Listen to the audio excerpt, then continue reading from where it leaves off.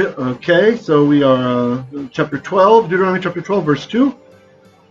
Abed te abedun. Looky there, you see it? You guys see it? The un, our paragogic noon, strikes again. Here he is. It might seem like it's happening a lot. It doesn't happen so much in biblical Hebrew. It's happening a lot right now. Abed te abedun. So this is literally abed. The Hebrew students know what this is. Infinitive absolute, right? Our new friend. And by the way, B'ezrat Hashem, please pray for our Hebrew ministry. Starting this August 15th, we will have a total of 4 classes ongoing every week, as long as occasional reviews.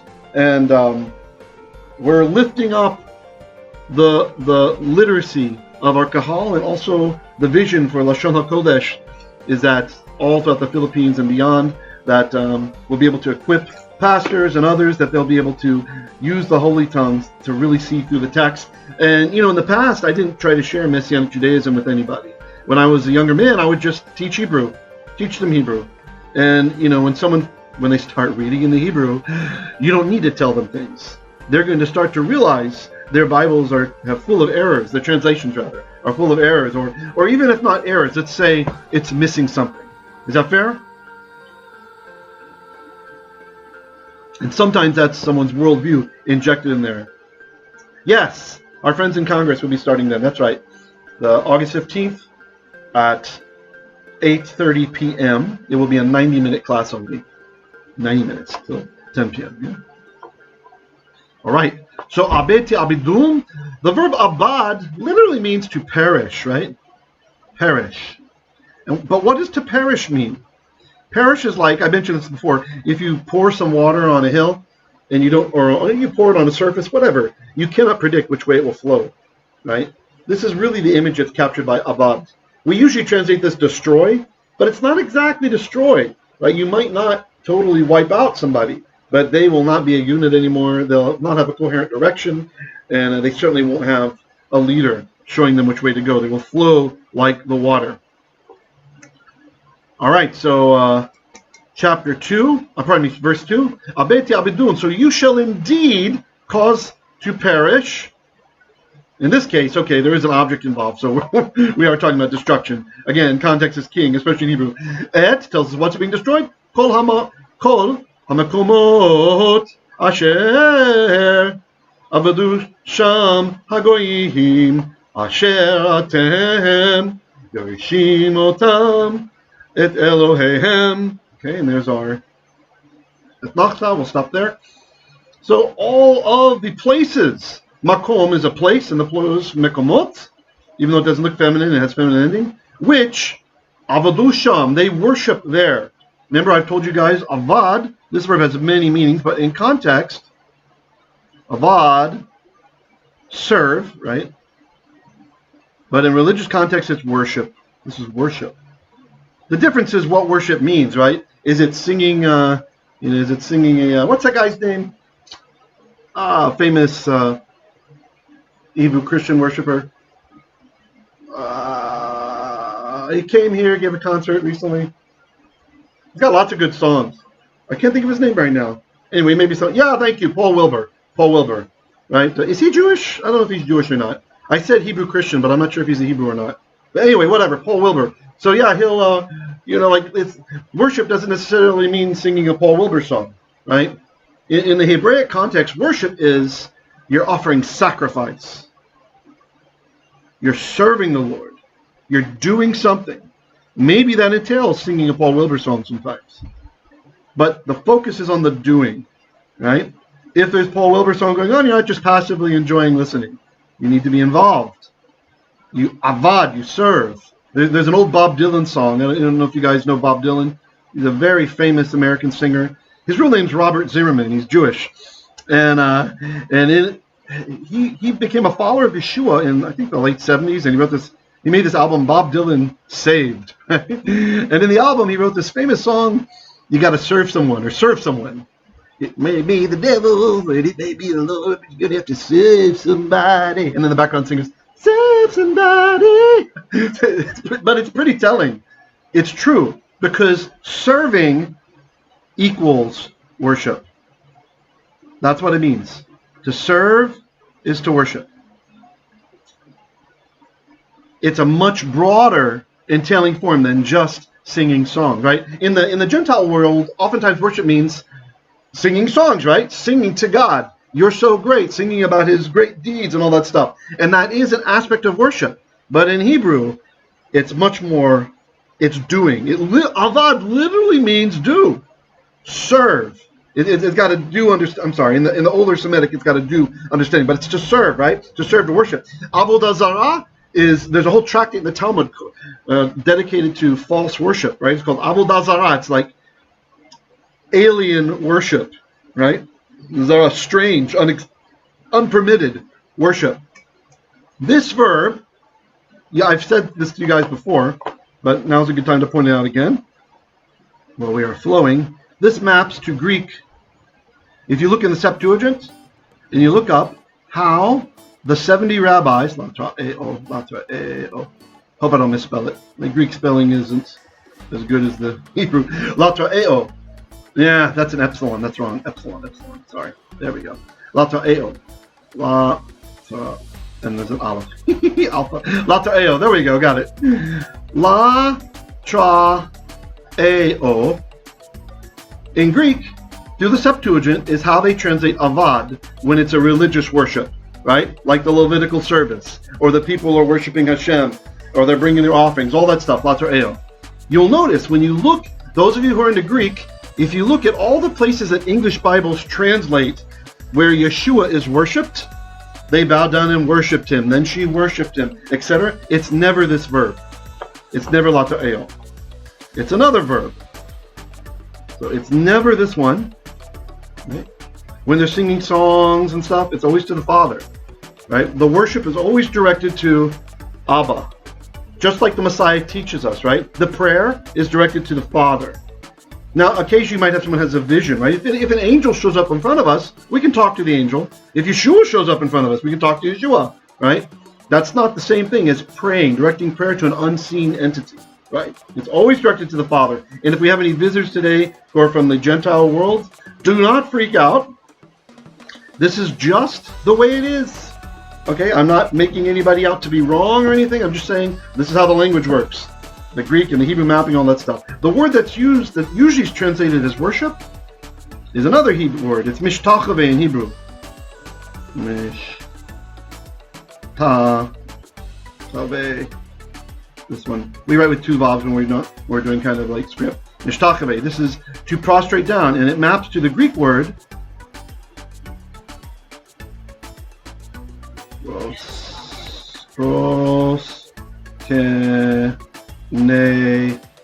proskeneo.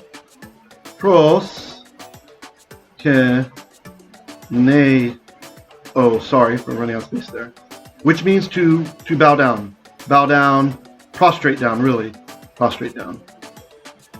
So as I mentioned before, we see this when Bathsheba, the wife of King David, enters with the prophet Nathan. At the end, when Adoniah has declared himself king, and they say, hey, is this what you meant? When they enter in, they do this word, they proskeneo, they prostrate down before the king. When the wise men give Yeshua gifts, like they're giving to a king, they prostrate down because he's a king, right? When Abraham Avinu goes to the Bnei Chet, to buy the cave, Hamachpelah, from them for his wife, Sarah, he mishtachave, he prostrates down to them, showing them respect, right? Showing them submission and respect. This is the word that's used for Yeshua, all throughout the Greek Apostolic writings. Okay, if you don't believe me, we have a whole teaching on this. We mapped all the stuff, right? So I can't get a. Oh, nice. Dr. Murray says he thought it was Bob Dylan singing. Ted calls out Psalm 100. Nice. Okay, so let's continue on. So here, this is what they're doing. Avedu sham, right? Kol hamkomot asher avedu sham. Okay, so literally, are we to destroy the places, like all of the places? Is that what is happening? No. Abarbanel corrects, not the literal geographic places, but the altars only, right? So we're reclaiming the Holy Land for Hashem, right? We're wiping out their altars. Okay, who's doing the Avadu? Hagoyim asher atem reshim otam. The nations whom You all, plural, Yeroshim, are dispossessing. Like, this is kind of a weird word. Yarash, it can mean to possess or to dispossess. It just depends how it's being used in context. Otam, you're doing it to them, the Goyim. Et Elohehem, their gods. Al Heharim. And this is interesting. Al, I didn't think of it this way before, but in Ugaritic we learned that this can mean from.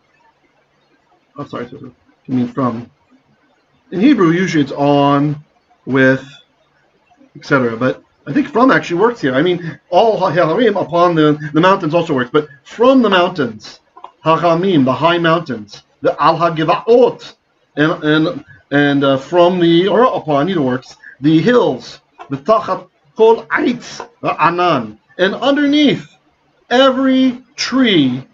What kind of tree? Anan. This is an evergreen tree, like cedars, pine, etc. It's always green. It doesn't die, doesn't go brown in the wintertime. I don't think, for those, most of you listening are Filipino, so if you haven't been abroad, you've probably never seen the tree leaves die and all that. I mean, they turn brown at some time of year, etc. All right, verse 3. V'nitatztem et mizbechotam v'shibartem et matzevotam v'asherehem tisrefun ba'esh v'fesilei Elohehem tegadeon. Woo! Strong language in the Hebrew. Moshe is on fire. Tisrefun, you shall burn them! Exclamation point. Tegadeon. You shall break them. So, v'nitatztem, this word natatz, it's like David prays in one place for his enemies to have their teeth knocked out. This is the verb he uses, okay? So, if you think about like the memorial stones, the matzevot, which we're going to have here, where I thought we had matzevot. Oh yeah, here we are. Matzevot, okay? A matzeva is a memorial stone. In the context of Egypt, when the Bible speaks about it in Egypt, it means an obelisk, right? You guys have ever seen these things, the obelisks? They're like, it's kind of like a super tall pyramid. So, the base is a square, right? Well, then the top is a pyramid. I didn't do that justice. It's hard because I can't put my hand on the tablet or it'll change to the next page. So sorry for the chicken scratch. Don't judge me, Dan. So that's a matzeva, right? These kind of stones that come up from the ground that are from remembering their gods, right? Marking a constellation they worshipped, etc. These sorts of things. Here we're supposed to tear them out. So it's kind of interesting. This same word that's used in context with knocking teeth out. If you can think of like, here's the earth. If you got a few of these things, right, it's almost like teeth coming out from the earth. Isn't that interesting? So we have that same imagery there. Knock them out. Knock out what? Mizbechotam, their altars. Veshibarta. Shibar, this is in the PL. You guys know PL, it is the strong form. When you have a verb, and in the middle of the verb we have a strong dagesh, it usually tells us it's PL. PL is intense. It's intense in meaning. So shavar without that dot means break. Shiber means smash, utterly break to pieces. And notice again we have a plural ending. Who's supposed to do it? It's a national effort. Shibaltem, you all. The tem means you, plural. Y'all, yuts. You all shall utterly break to pieces at matzevotam, their matzevot, these things. The asherehem and their asherah poles, which were for worshiping the wife of El, the mother of Baal. Asherah, Athera Atheret in Ugaritic, same person, was El. That's right. The head of the pantheon's name was El, just like God in Hebrew. You see how wicked and seductive the spirits are? They say, yeah. We worship El too. But that's the name of their God. That's the name of their head god. And his wife is Asherah, right? And their son is Baal, who came into Europe as Thor, the storm god. The Rokev Ulpatu, the cloud rider. He takes the title, trying to steal it from the future Yeshua. And Yeshua takes it back when he tells the high priest, you will see the Bar Anosh, the son of man, as the cloud rider, right? Coming in the clouds, right? He claims his title back that Baal's tried to steal. You shall also break to pieces their matzevot, their memorial stones, and the Asherah rods, these trees that they would decorate. They'd put gold and all kinds of stuff around them, flashing lights and tinsel. Just kidding. Something like that, though. Tisrafun, you shall burn, exclamation point, burn.